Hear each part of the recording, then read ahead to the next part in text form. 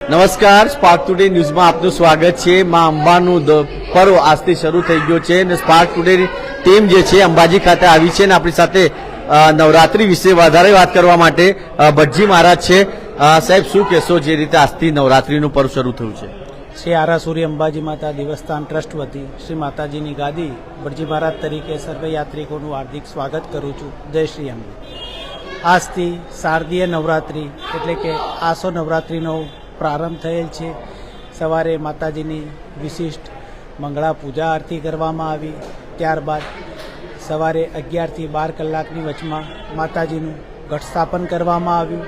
ત્યારબાદ નીચે ભૈરવજીનું બી એ નવરાત્રિનું ઘટ સ્થાપન કરવામાં આવ્યું।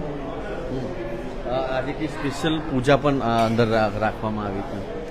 હા, એ ઘટ સ્થાપનનું કીધું ને। શું માઈ ભક્તોને મેસેજ આપશો જે બી અત્યારે અંબાજી આવી રહ્યા છે? વ્યવસ્થા કેવી છે? શ્રી આરાસુરી અંબાજી માતા દેવસ્થાન ટ્રસ્ટ વતી યાત્રિકોની સુખ સગવડતા ખાતર સુંદર વિશિષ્ટ આયોજન કરવામાં આવ્યું છે। નવરાત્રિ આસો નવરાત્રિમાં ભાવિક ભક્તો પોતાની મનોકામના જે હોય માતાજીને દર્શન કરવા આવે છે અને માતાજીના આશીર્વાદ લઈને પોતાની મનોકામના પૂર્ણ થાય એવા આશીર્વાદ મેળવતા હોય છે। જય શ્રી અંબે। ભાવિ ભક્તો માતાજીના આશીર્વાદ માટે આવે છે અને જે રીતે આપ જોઈ રહ્યા છો કે હજારોની સંખ્યામાં અહીં આગળ આવે છે અને જે વ્યવસ્થા મંદિરના ટ્રસ્ટીઓ દ્વારા તમામ વ્યવસ્થા ગોઠવી દેવામાં આવી છે। પ્રસાદથી લઈને તમામ જે હોય છે કોઈ પણ પ્રકારની તકલીફ ના પડે માઈ ભક્તોને એની વ્યવસ્થા અંબાજી ખાતે અહીં આગળ રાખવામાં આવી છે અને આપ જોઈ રહ્યા છો કે હજુ પણ લાખોની સંખ્યામાં હાલ અત્યારે અંબાજી લોકો પહોંચી રહ્યા છે, માના દર્શન માટે પહોંચી રહ્યા છે અને આજ બતાવે છે કે આજથી વડોદરાથી આવીએ છીએ માતાજીના દર્શન કરવા। વડોદરાથી સ્પેશિયલ આવ્યા છે અને તમે અમને મળ્યા। માતાજી તમને પણ સુખી રાખે, અમને બધાને પણ સુખી રાખે એવા આશીર્વાદ। અરે દર્શન કરવા માતાજીના કરવા એટલે પહેલા નવરાત્રી મળે દર્શન કરવાનું, એ લાવો ક્યાં મળે તમને? બરાબર છે ને? જય માતાજી, જય માતાજી, જય અંબે, જય અંબે, જય માતાજી। વડોદરાથી અમે આજે દર્શન સરસ થઈ ગયા। વડોદરાથી અમે કેવું રહ્યું દર્શન? બહુ સરસ દર્શન રહ્યા। માતાજી બધાને એવા સરસ દર્શન કરાવે, બધાને બધાની મનોકામના પૂર્ણ કરે માતાજી, એવી જ અમારી દિલથી આશા છે। બસ વડોદરા કોઈ પણ જાતનું સંકટ ના આવે એવી બી અમે પ્રાર્થના કરી છે કે માતા સરસ રાખજો બધાને, બધાની તબિયત પણ સારી રહે, બધાને સુખ શાંતિ સમૃદ્ધિ મળે એવી માતાને પ્રાર્થના કરી છે।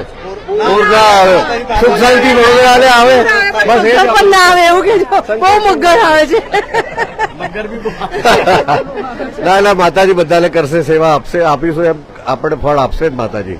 વડોદરાના લોકો છે અને માતાજીના ચરણોમાં પ્રાર્થના કરી છે કે વડોદરાને કોઈ પણ પ્રકારનો જે પરિસ્થિતિનો સામનો કર્યો હતો એ પરિસ્થિતિના દર્શન માતાજી ના કરાવે એના માટે પણ હાલ માતાજીના ચરણોમાં તમામ જે માઈ ભક્તો છે એમના દ્વારા પ્રાર્થના કરવામાં આવી રહી છે।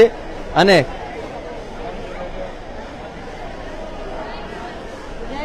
જય માતાજી। કેવું રહ્યું દર્શન? બહુ સરસ રીતે દર્શન થયા। અંબાજીમાં આવીએ ને તો એવું લાગે છે કે પિયર કરતા અહીંયા આવવાની વધારે ખુશી થાય છે અને અહીંયા 2-4 દિવસ રહીએ ને તો એવું થાય છે કે ના ઘરે તો જવું જ નથી। આવીએ છે હસતા હસતા, માને છોડીને જયારે જઈએ છે ત્યારે આંખમાં આંસુડા લઈને જઈએ છીએ। ઘરે જઈએ પણ આપણે નર્કમાં હોય એવું લાગે ને અંબાજીમાં આવીએ તો સ્વર્ગમાં આવ્યા હોય ને એવું લાગે છે અમને અને બહુ ખુશ થઈ જઈએ છીએ અમે। હા, અને હું તો આ મારી માને છે ને મારું પિયર જ ગણું છું। જયારે પણ અહીંયા આવું છું તો પિયર કરતા વધારે મને અહીંયા ખુશી થાય છે। બહુ સારું લાગે છે।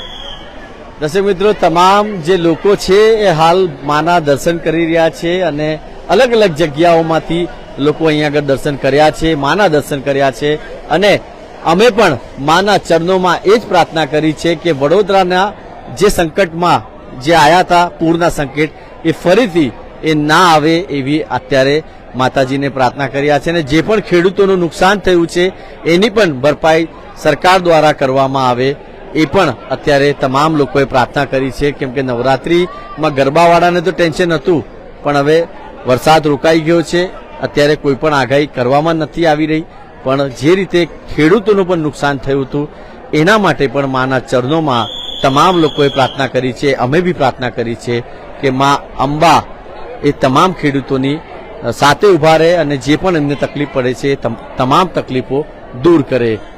વિડીયો જર્નલિસ્ટ મનર રાજપૂત સાથે હું કૌશલ સ્પાર્ક ટુડે ન્યૂઝ માટે